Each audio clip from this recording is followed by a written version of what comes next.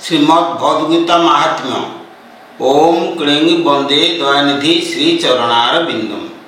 हे मोर आदरणीय सज्जन बृंद, आज मु श्रीमद् भगवद्गीतार महात्म्य एवं गीतार समुदाय विषय उपर निर्भर करुवा मानव शरीर आध्यात्मिक तत्व विषय एक रहस्यमय विषय उपर आलोचना करी।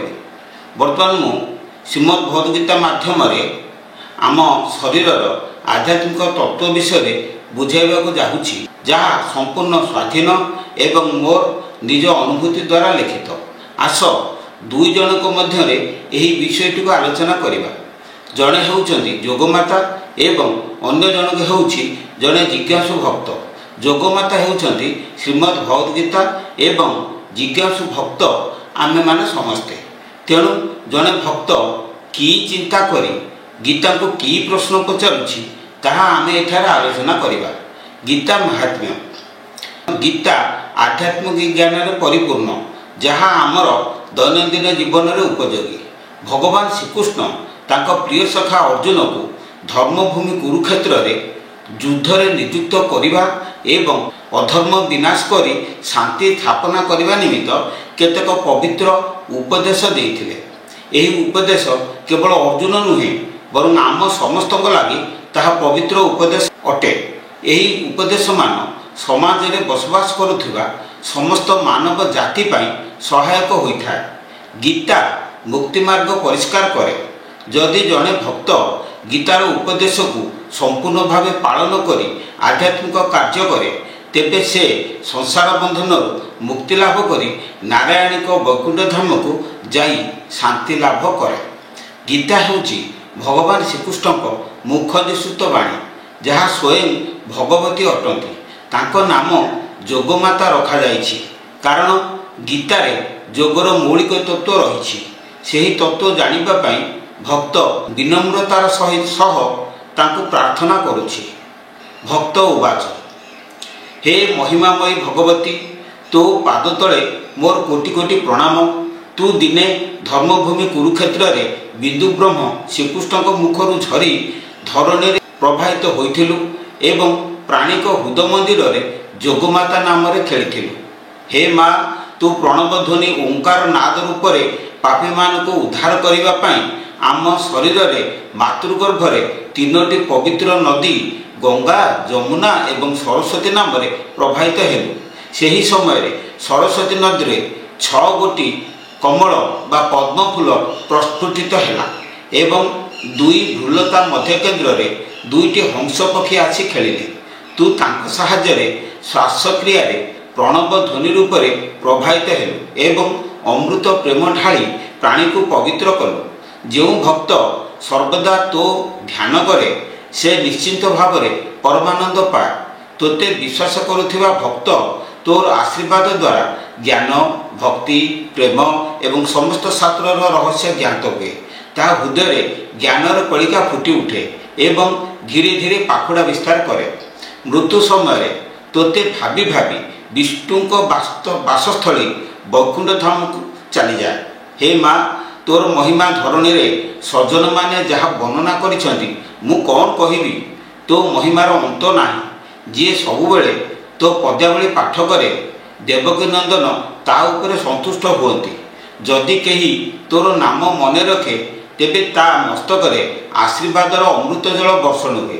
समस्त प्राणिक हृदय रे जगतपति स्वयं बास करती एवं पाप और पुण्यर साक्षी होइथांती। जदि केही तोते प्रार्थना करे, पूजा करे एवं उपयुक्त समय रे यज्ञ कुंड रे घृत अर्पण करे, तेबे तो पादरु असीम करुणा जल प्रवाहित हुए। समाजर कल्याण पाई प्रत्येक श्लोक को उच्चारण करी यज्ञ कुंड रे उपयुक्त विधान रे घृत आहुति देले तोते परम शांति मिले। कामना और कर्मफल त्याग करी यथा समय दान करी, ध्यान करी एवं यज्ञ रे पूजा करी भाव भक्ति रे मजी रहिले भक्त ब्रह्म मार्ग रे गति करी ब्रह्मपद लाभ करे। मुनि माने जो पद इच्छा करती सेही पद से पाए। सेही पुण्य बल रे से मोर संसार रे पूज्य हुए। हे माँ, तोर महिमा असीम, मु कौन वर्णना करी। तोर तत्वज्ञान टिके मते बताई दियो। श्री श्री जोगमाता उवाच, जोगमाता कहिले, हे पुओ मोर ज्ञान आलोक पाई जेपरी मुक्ति हेबु ताहार उपाय शुण। मोर 18 गोटी अध्याय जोगर 18 गोटी पाबछ अटे। ताहाकु अतिक्रम कले वैकुंठ धाम परिष्कार भाव में देखा दिबो। सद्गुरु उपदेश द्वारा तो देहरे तू रथी होई पारले भगवान दयानिधि दया करी सेही रथरे सारथी हेबे। कृष्ण और अर्जुन जहाँ को कह जाए से ही दुई जन यथाक्रमे गुरु और शिष्य अटंती। शरीर मध्य गुरु चेतना पुरुष और शिष्य मन अटे। गुरु जोग बल शिष्यर हृदय अज्ञान अंधार नाश करती एवं भगवान का नाम प्रदान करी श्रीकृष्ण रूप में तार हृदय अवस्थान करती। सेही चैतन्य नाम बल शिष्य संसार क्षेत्र में देहरथ घेनी तार मंद प्रकृति सहित युद्ध करे। जीवात्मार उत्तम प्रकृति तार भाई बंधु कुटुंब अटंती। सेमानकु से सांगरे घेनी मंद प्रकृति सहित लड़ाई करे। गुरु भावग्राही तार हृदय रे विवेक रूप में अवस्थान करी ताको ठीक बाटरे परिचालना करती। यही देहरथरे 10 गोटी इंद्रिय 10 गोटी घोड़ा होई ताको पूर्व दक्षिण पश्चिम उत्तर ईशान्य आग्नेय नैऋत्य वायव्य अध और ऊर्ध्व यही 10 दिग को गति कराती। बुद्धि 3 गुणर दौड़ी लगाई सेमानको आयत्त करे। शब्द स्पर्श रूप रस और गंध यही 5 गोटी सड़क अटे। मन आलोक देहरथ को आग को बाट कढ़ाए। अस्थि मांस चर्म लोम मेद ओज एवं बीर्य यही 7 गोटी धातु 7 गोटी रंग धारण करी रथ को आवृत करते। आत्मा सूर्य ज्योतिपात शरीर वृद्धि प्राप्त हुए। मनुष्यर कपाल धर्म और अधर्म चक दुई अहरह गुरु थाए। 10 गोटी प्राणवायु अक्ष रूप श्वास प्रश्वास प्रभावित होता। साधक प्रणव रूप गांडीव धनु धारण करी ओ ताहा सहित प्राण तीर को संयुक्त करी इंद्रिय वृत्ति छेदन करने को जोगरे बसी रहे। से विपक्ष प्रकृति विनाश करी भवसागर मुक्ति हेब और परमात्मा का शरीर को भेद करिब। यह तार अंतिम लक्ष्य। प्रथमे इंद्रिय वर्ग को सम्मुख में देखी तार मोह उत्पन्न हुए। युद्ध करने को इच्छा प्रकाश करे ना। विवेकर निर्देश मानि चले ना। इंद्रिय लालसा त्याग करने को अत्यंत कठिन मन करे। 3 लोकरे एपरी पदार्थ ना जहा ताहार मन को संतुष्ट करिपारिबो।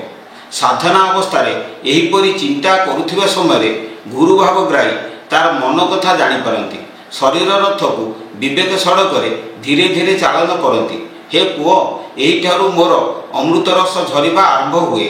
सज्जन व्यक्ति सद्गुरु को चरण स्पर्श करी ताहाकु पान करे। यह मोर अत्यंत गुप्त कथा जानबू। यह पढ़ी बुझी कार्य लगाले 18 गोटी सोपान अतिक्रम करू। मोर अमृतवाणी अत्यंत पवित्र अटे। भक्ति सहकारे पाठ करले समस्त मनुष्य मुक्ति पाइबे। दैनिक पवित्र हृदय भक्ति सहकारे चित्त स्थिर करी पाठ कर। प्रतिदिन अभ्यास करी आरंभ शेष अथवा 2-4 अध्याय पाठ कर। नचेत जेतिकी तो द्वारा संभव सेतिकी पाठ कर। ताहा न हेले मो नाम को दिन में थरे मात्र मुखरे गुरु उपदेश सूत्र एहीपरि उच्चारण कर। तू निश्चय मुक्ति लाभ करिबु। एथिरे तिले मात्र संदेह नाही। गोपाल नंदन श्रीकृष्ण तोर हृदय अवस्थान करती। तू तांको सहित भाव लगाई भक्ति कर। तांकर हृदय हेले तोर भ्रम दूर हेब। समस्त पदर रहस्य तो हृदय रे प्रकाश पाइब। मंत्र जंत्र बिना केवल भक्तिर सहित पाठ कले तोर भ्रम तुटिब और तू दिने ना दिने मोर पदकमल लाभ करिबु। ओम क्लीं वंदे महापुरुषते चरणारविंदम। ग्राहक होइथा अखिल ज्योति हृदय पाइबु अशेष प्रीति। ओम क्लीं वंदे महापुरुषते चरणारविंदम। जय गुरु जय गुरु जय।